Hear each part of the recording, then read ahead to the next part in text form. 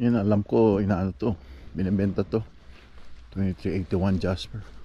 Ay, sold na pala yung isa, oh. Ito ba yun? Bilis to.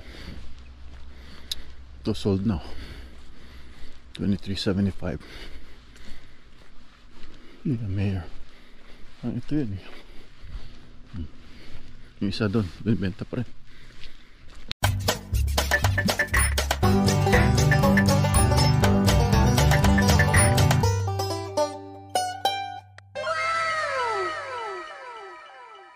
Bumalik na naman tayo sa winter. Malamig na naman.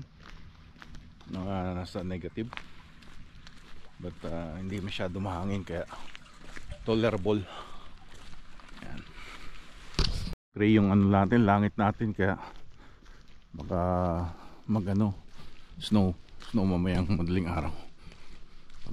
Patulog na tayo. Ikot tayo sa neighborhood. Naglili para na yung mga ibon. Nagro-ronda yung mga kalapate. Malamig na yung napalayo na tayo. Malamig na yung kamay ko. Kalimutan ko magdala ng gloves. Yan. Bale, dito tayo iikot. Dito ata yun. Yan. Dito nga. Dito tayo. Bakit? May aso dun sa baba. Let's exercise natin for the day. Ito baka mahulog tong truck na to. Nagkalumindol. Ayan.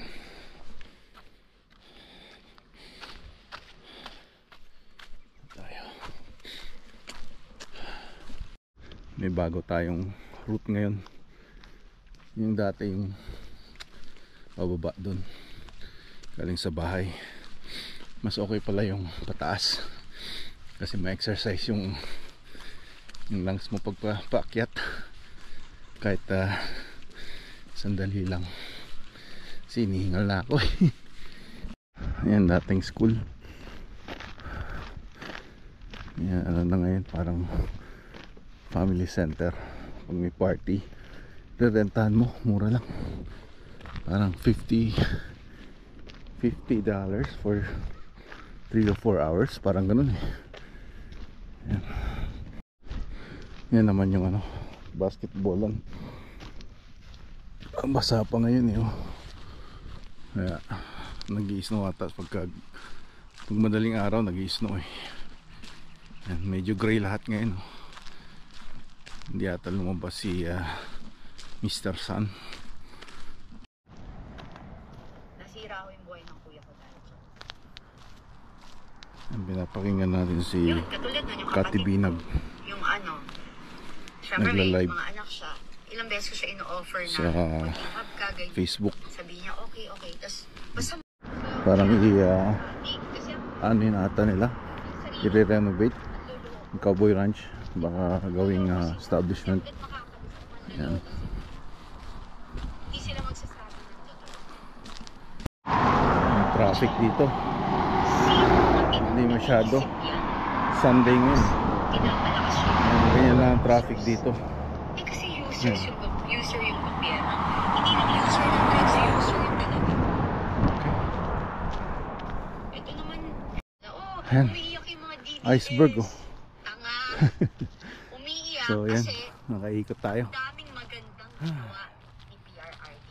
Mag-ano tayo, Kayo ba may rally kayong ganyan? mag-research tayo sa mga Naging presidente ba sa Pilipinas? ating mga pangyayari dito sa buhay sa Canada. Ganyan ang support all over.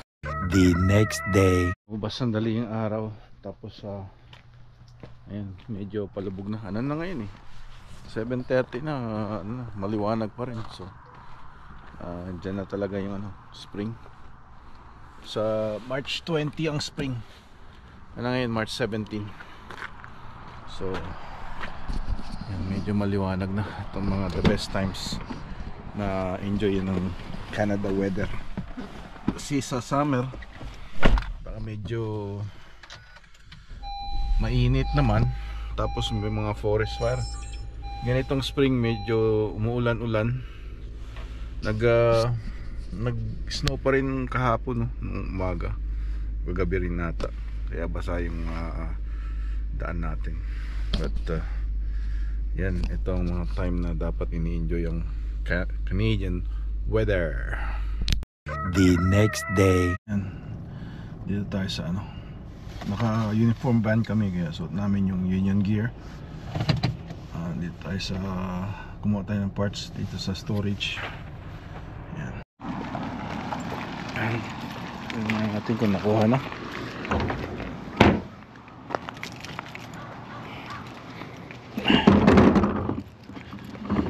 Once a week ang basura natin dito, kaya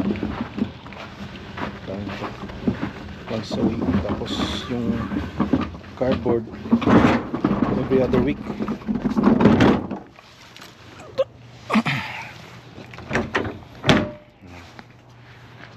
Ito, nilagyan ng foot massage. May breakdown to.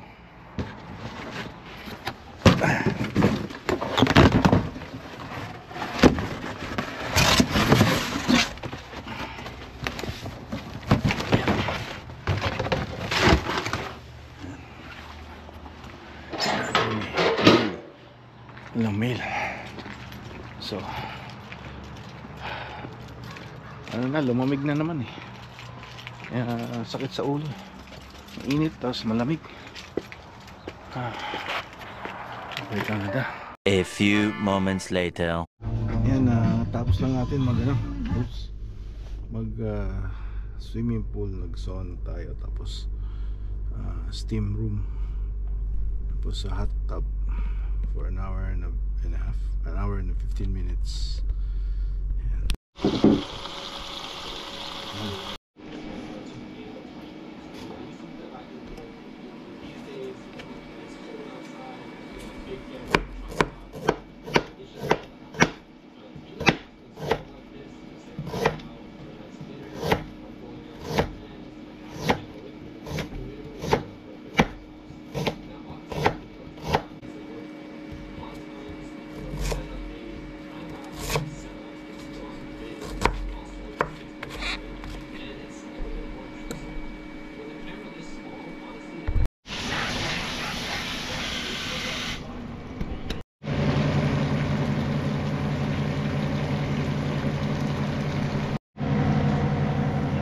Hot water, boiling water.